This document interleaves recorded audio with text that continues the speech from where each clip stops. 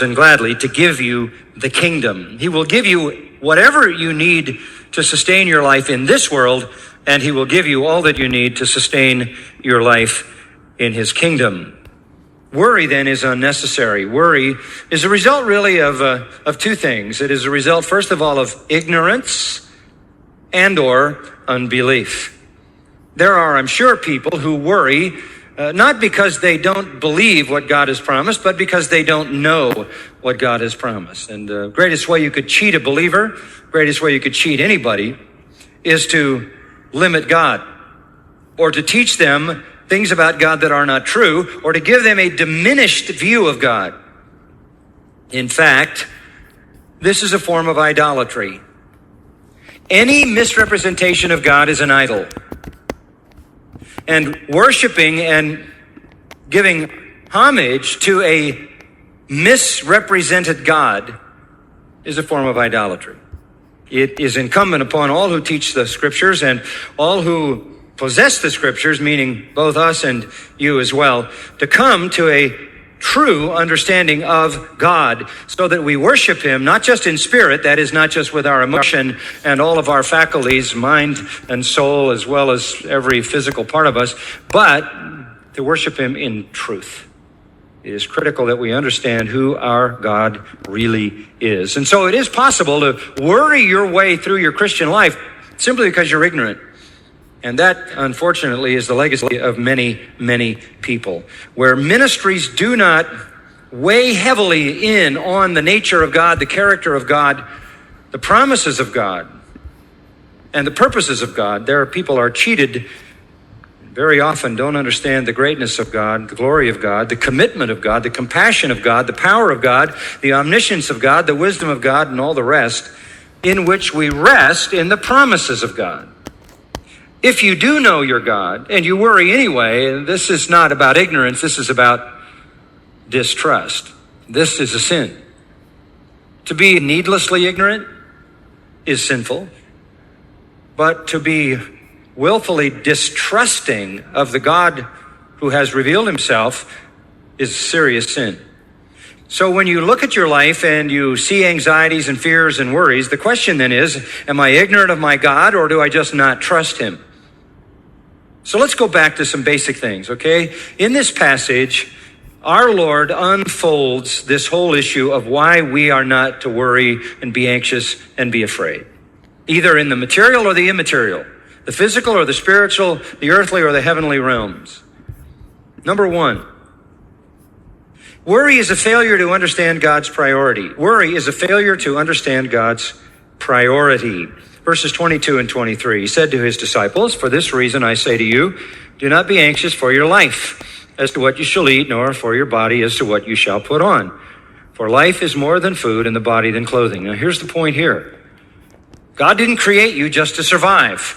God didn't create you just to have you eat and wear clothes so that you could make it. God did not create you to fulfill some physical goal or objective or purpose or design. Your life is far more than eating. Your life is far more than clothing. God's purpose in giving you life, God's purpose in giving you a body is not material, it's not physical, and it's not earthly. It is immaterial, spiritual, and heavenly. We were made for his glory. We were made to serve his glory, to serve his purpose, to honor him, to bring attention to him, to proclaim the gospel, to live out Christ and the power of the Spirit in the world. And as long as that's the divine priority, that's God's priority or purpose for us, he will sustain us to the end of his purpose. So worry, anxiety, and fear fails to understand the divine priority. That God has a purpose for your life, and he's going to make sure you live to fulfill that purpose. Second, we said, worry is a failure to understand God's provision. That is to say that everything you have comes from God. It may come through your work and through your savings and through your diligence and through your talents and your training and all of that. But in the end, it really is God's pledge to you that sustains you. And the point is made in verse 24. Consider the ravens. They neither sow nor reap. They have no storeroom nor barn, and yet God feeds them. Here's the point: how much more valuable you are than the birds. And that leads to the third point, which I just introduced last time. Worry is a failure to understand God's privilege. Worry is a failure to understand God's privilege. Verse 25. And which of you, by being anxious, can add a single cubit to his lifespan? If then, verse 26, you cannot do even a very little thing, why are you anxious about other matters? What is this about? This is about the idea that somehow you control the length of your life. Okay?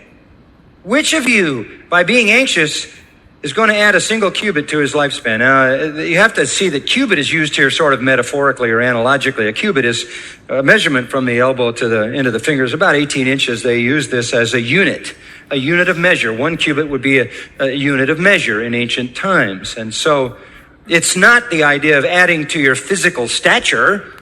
I mean, nobody particularly wants to go from 5'10" to 7'6". And if you did, it wouldn't be a small thing. Verse 26, if you cannot even do a very little thing, that wouldn't be a little thing, that'd be a huge thing. That's not what it's about. It's using a cubit metaphorically or analogically. You can't add a unit to your life. You can't add to the years of your life that God has determined for you. Can't do it. So if you can't do it, if you can't add a single unit to your life, if you can't even do that very little thing, by all your worry and fear, then what are you doing worrying and being anxious about all these matters like your body and your clothing and your food? People in our world today are consumed with this idea of health.